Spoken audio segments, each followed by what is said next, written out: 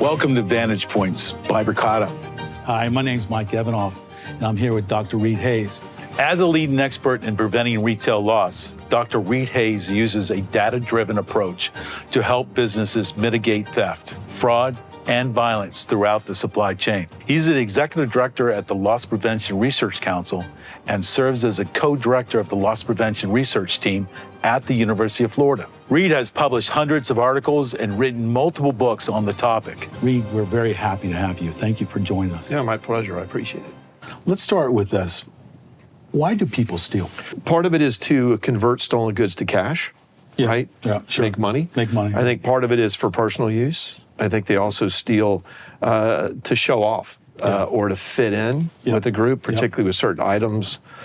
Think Crown Royal or think an Apple Watch. Yeah. If somebody's stealing bread, Spam, common household items, that could be a need, not a greed situation, as you know, Mike. And so that's gonna range. You still have people coming out of the same household, same genetics, same backgrounds, everything else, and they would never steal, right? In fact, probably most. But some are better at rationalizing these type of things. So I think others that if they're stealing something that's high value, clearly they want to fit in, or even more likely if they steal multiple items or are repeat offenders, serial offenders, then that's going to probably be a convert to cash situation. How does your strategy, though, in this space, preventing retail loss, based on the motivations of what the person's stealing? The motivations can be complex. The intent is normally clear. I'm intending to steal this thing. I'm taking this, and I'm not paying anybody for this. And I know it's not mine, right? But in between that's the motive. So if the motive is to convert to cash, for example, maybe we can reduce the benefit denial, right? Make it less valuable to them, reduce the rewards for their crime, right? For victimizing somebody else. So an example in that case might be ink tags, dye tags, which you're very familiar with, that are on the clothing, apparel normally. Trying to remove the tag without the right tool, you might stain the garment or tear it if it's another type of benefit denial device, maybe making it less valuable. Less likely to be resold, right? So less valuable. There's a lot of different benefit denial techniques that we're trying. If you go to gift cards now, the gift cards are inert. You can't use them. There's no value in other than plastic. Right. Normally, unless you're a very sophisticated fraud crew, then you might be able to. So those are benefit denial. I think with a lot of other people look at access control. As you know, I'm going to reduce the access. I'm going to increase their effort, right? I'm going to make them, they're going to have the right key, code, combination, right tool to break or cut or something like that, right? So they have to bring something to the party, maybe special knowledge like an insider threat might have, or that an insider shares with an outsider, right? So we can look at increasing the effort for them. That's where keepers or these polycarbonate safers that are on the products, spider wraps, right? Another one is increasing the perceived risk of detection, apprehension, and sanction, consequences. We know that's tough, especially in certain parts of the country. It's been tough to get consequences instilled for offenders, right? So we look at effort, risk, and reward, but I think we're trying to dial in certain mechanisms. How do we make it harder? How do we make it riskier? How do we make it less rewarding for them, or a combination of those things? And that tends to reduce theft attempts. Why is investing in data so important for businesses right now? That's a great question. It's a great question. And we have the bow tie model, right? We look at what's going on before the kinetic event, right? I think data plays a role, Mike, across that bow tie, across that journey to harm, right? That journey to crime, before they get there, while they're there, after they leave, right? So data helps us diagnose, be more precise, who, what, when, where, why, and how. I think during the event, and we're here today talking a lot about real-time crime centers and intelligence or information centers.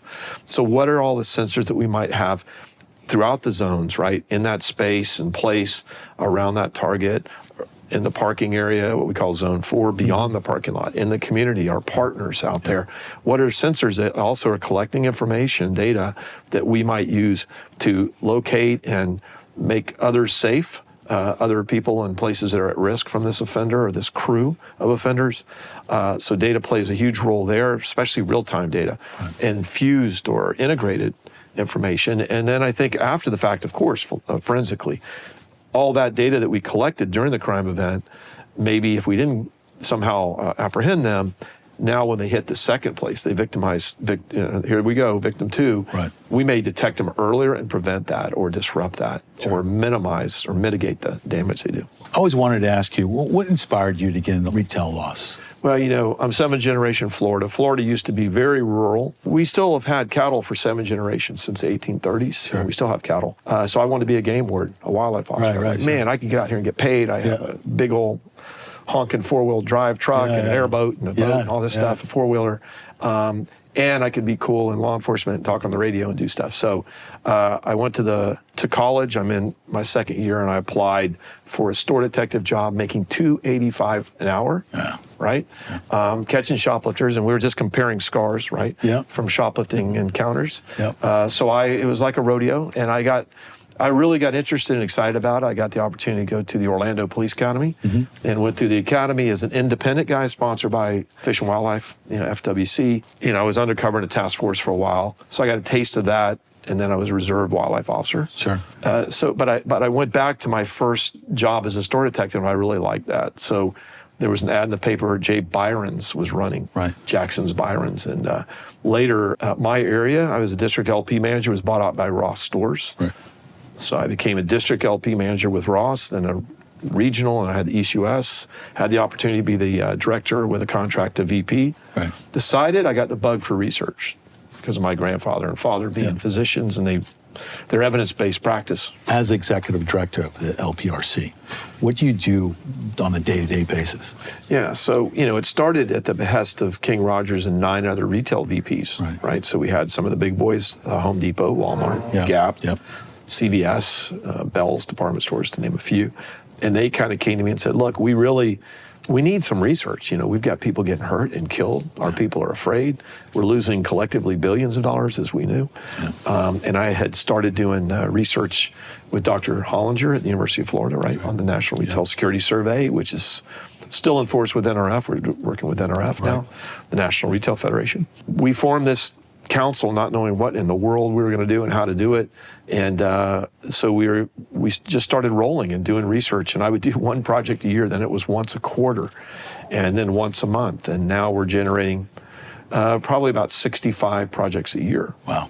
And we've gone from 10 retail corporations to 112 retail corporations and growing. We have 162 members that are of the council that are also solution partners like Verkada, right? And we have all the North American retail associations and dozens of law enforcement agencies and everybody. So we're getting some stuff done. And I think my big role right now, Mike, is on the 5 zones. It's got to be a comprehensive play, right? The criminals aren't born and raised and live there and victimized. They're coming from somewhere else. They're moving through space and time, like a virus or anything else. It starts and it progresses if we don't stop it. And so we're trying to instrument and understand that journey to harm so that we can pull all the data together, make better decisions, and create much greater safety. How do you continuously find new ways to understand retail loss and theft? No, that's a good question.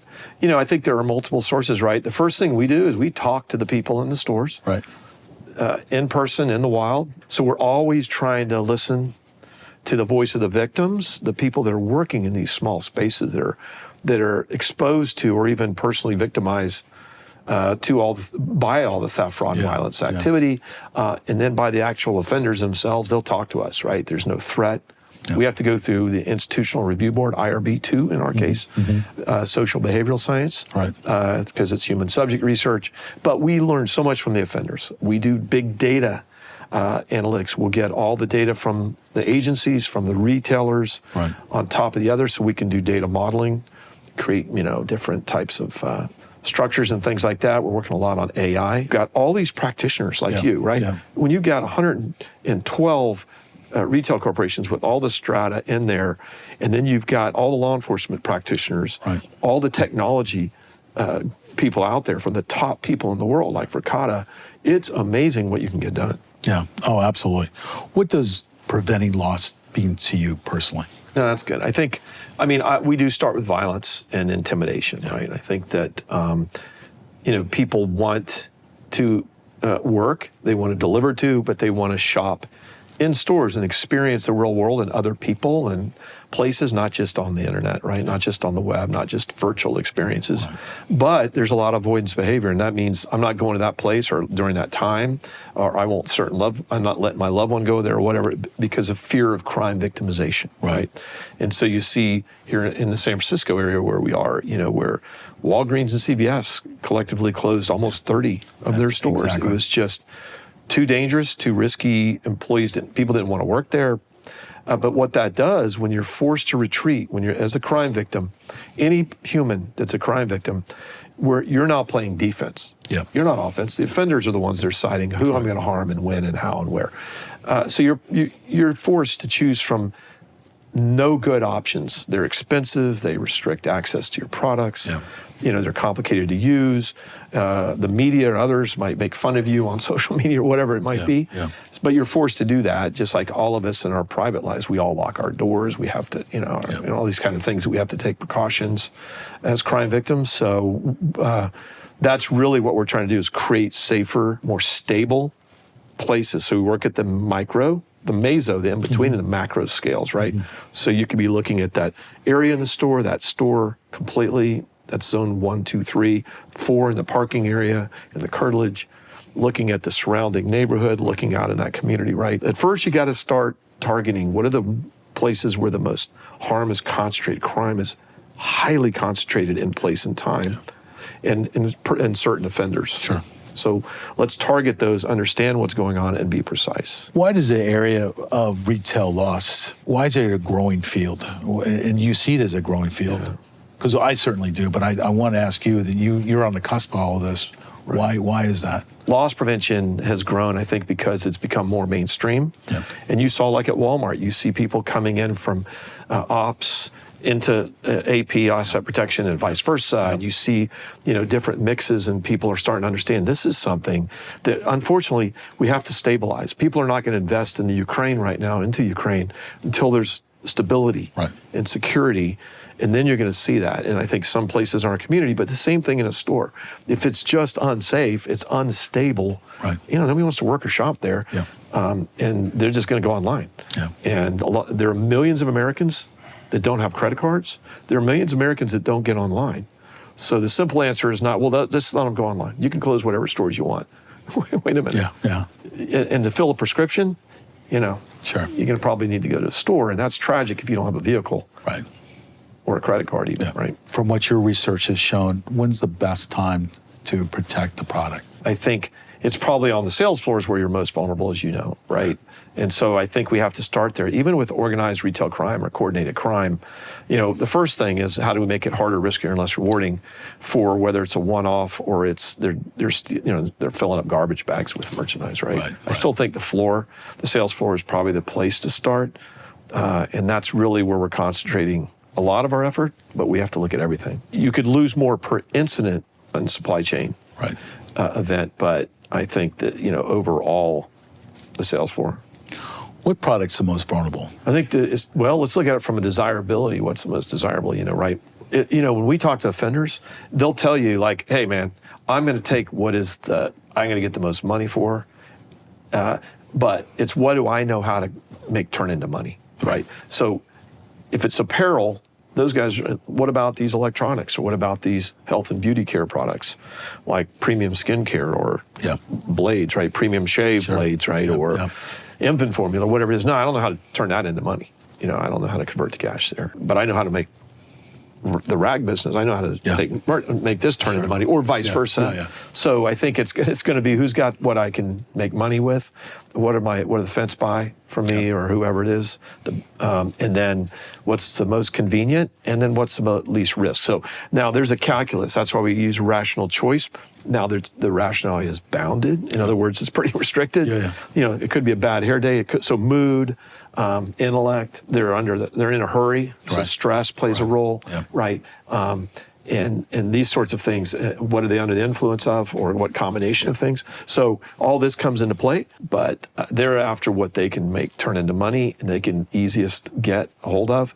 So this store might be closer, but they're like, I already cleaned that place out, or they already know me. I'm going to this one now, right? So It's an interesting dynamic. Some of them like to pick on the outer band of stores because they think the people are more innocent and naive, and it's a little more hardened in the inner core. Right. But a lot of them don't have a vehicle or whatever. They're hitching a ride, so they're going to go where they can go. Is there a seasonal aspect to this, when you find stealing is more profitable for them or not? In interviews with offenders, there are those that I like going in on truck day. They don't call it truck day, but Absolutely. Yeah. And everything's coming in the store, the new merchandise, because the employees are off the floor, processing. They're busy. Sure.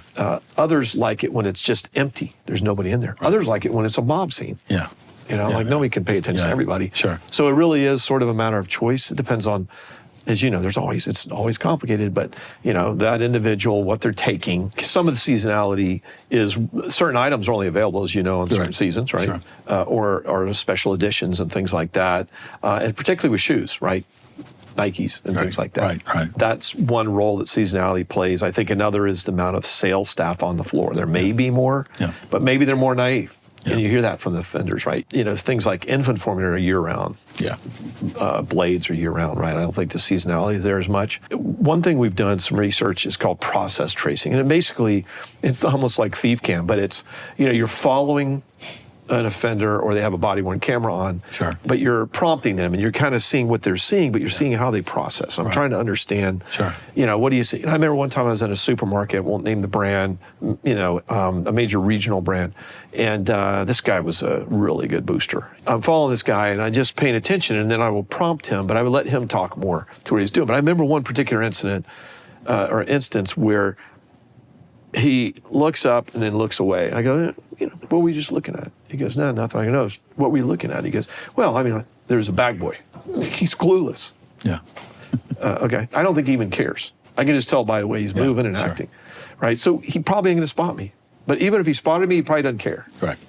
Even if he cares and he says something to a manager, they're probably going to ignore him. Yeah. Right? So he, in a split second, was able to code down no threat. Yeah. So that kind of process tracing helps us understand some of this stuff like seasonality or any other factor out there. Can you explain the difference between, what in your professional academic mind, the difference between online retail theft versus store theft? I mean, obviously the difference, but what goes into that type of theft for both areas? I'll give you a case study where a major toy store chain had talked to us a few years back, very active with us, and we were at our annual Impact Conference and in Gainesville, and so we had a breakout group, and these guys had a case study.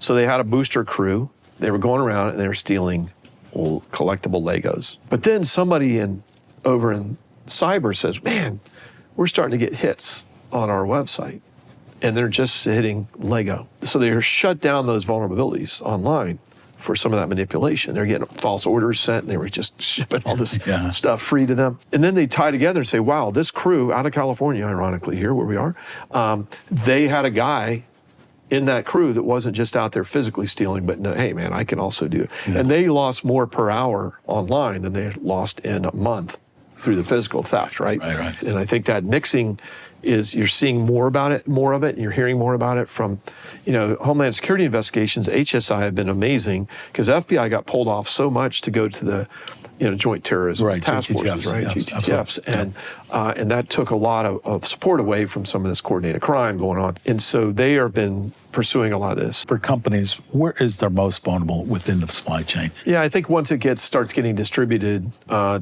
the DCs and then to the stores, there's just more volume. There's a lot more activity going on, right? And so you're now more vulnerable. A lot of players, and that's why you see GPS trackers in vehicles and in the products now in the case level, or the pallet, maybe even the case level and things like that, RFID, radio frequency identification tags and things like that as well. But you go back to the source, and there are factories that were making this amazing merchandise and then having overruns, right? Right. And then putting that on the black market while this product's legit. So that's a legitimate product. Yeah. I mean, that was manufactured under license, right? And that's out there in the marketplace. So I think, as you know, it's end to end, and it's just amazing, all the theft, fraud, and even violence that happens across the global supply chains. Yeah. Now, I think after COVID and after, there's concern about a certain country in Asia and things like that? Are they really for or against us? So they're trying to onshore supply chains more, right? Or diversify those supply chain sources. So we're not as vulnerable. And we saw that during COVID where so many factories were shut down. You couldn't get products anymore. They were backed up or port strikes at the inbound ports. And, there's if you're a retailer, you're worrying 24/7, 360 degrees.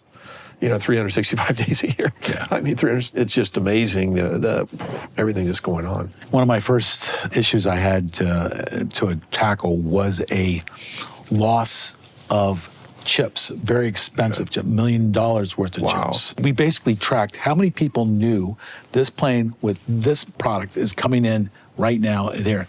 Basically came out to 92. Oh, jeez. That's problem number one. Problem number two, how many trucks did you put in when it went? Well, just one truck. You put a couple $1 million worth of chips in one truck? Yes. Okay, that's number one There's too. another one, yeah. Three, what road did you take that? Right. Same road. Same one. We always take. Yeah, I was on the same one, even though there were two. Yeah. Right. No pattern. Right, pattern. And so it got to a point. It's like I didn't even go further. It's like, okay, I get it. You're looking at a situation where this should have been picked up along the whole chain, right? First of all, too many people know what we're coming in there. Second, we should have multiple trucks stand, and we don't split up the product. Don't put anything over 500,000 in one truck or whatever you want, 250, but have multiple trucks, and then take different routes. You can have decoy trucks. Absolutely, have decoy a whole bit, and then of course when you get to the DC or the factory, let's look at where are you putting them? Yeah. What cage are you putting them? What cages, or does it have 24/7 camera on it? Is it a smart camera, right? Be able to tell you who, because the facial recognition will be able to tell you who, what, and where is if that person works there. Yeah. So in a lot of ways, it was just a reminder. I mean, this was a couple of years ago, how like, oh my God, this, you can just focus on this and go with it. But so it just reminded me, bringing back to Walmart on about the supply chain, how valuable that is and vulnerable in a lot of ways too, if it's not done correctly. I saw an example when my kids were little. We went to D.C. and to go around the Capitol and look at things. We're standing outside the White House. Of course, I'm on a call, and here comes 3 Marine One helicopters, and they're rotating. They're moving around. It's like a shell game, right? You don't know which one has the chief executive on that, and that was an example of what you're talking about. They took different routes. You didn't know which helicopter, and so on. And then they had anti-missile technology, everything they can think of, right? So you have this kind of layered defense and deception and all these things you're playing in to create a safer environment. We use that in the motorcades too. You don't know where the principal's in. There's 2 identical limos. I bet. And they move them back and forth, and you have the follow-ups behind them and what they do. So, it is because you're at a point. There's like this can't be a Scooby-Doo mystery, right? It's got to be done, correct? You got to give them a little bit of a challenge. A little bit. Right. My big thing that I'm working on is how do we build that joint effort? See farther, know more, right? For greater impact, right? That's kind of it. I think that's what these AI systems are doing, and I think that's where I think the future is, right? The future is, again, at that place, that manager, she needs to have much more situational awareness. She needs more information faster, but in a much more usable format, a quick alert with fewer false positives, right? Right. Crying wolf. You want to reduce crying wolf. At that Connect 1 level, the Connect 2 level, those stores, your chain, that enterprise needs to be a smarter enterprise at Connect 2, right? So you're much more coordinated and identifying what other stores might be at risk. I mean, this individual crew just hit us. They're on the loose right now. They're in the wind, right? Where are they likely to go next? What are those places? So I see that being part of the future too, is some of that prediction and sharing at that Connect 2 or smarter enterprise, but the Connect 3 level, right? How do I do that with my other people in my shopping center, other chains that I work with, and of course law enforcement and different law enforcement, right? We've got to be able to Connect 3, which is smart and connected community, right? Right. All right, so we're pulling the information together, but we're more interoperable so we can pull it together. We're more joint, and I think, and more concise and actionable. So to me, that's kind of where I think we need to head. I agree. AI facial recognition to be able to identify the crew, the person, the individual, and then relay that information to the next stores. That's it. So they are giving a heads up. And once they get on that parking lot and our cameras pick up on that, Right. it'll alert you immediately, which that's a game changer right there. I think it's a game changer, and it's the high impact guys, right? We're not interested in everybody. Yeah. You know, you don't want anybody stealing Yeah. from you, but it's those high impact, high rate guys. Yeah. And that's why people are, I'm just pushing it to the other guy, just pushing it to the other guy. Okay, but they're coming back to you. You're not pushing them permanently, right? Yeah. And so, you need that joint connected activity and that action. And I think that's what I saw a lot of that coming to bear today. Yeah. Reed, thank you so much for your time today. I really appreciate it. My pleasure. I love this stuff. Absolutely. All right. Thank you again. Pleasure, Mike. Right, you said thank you.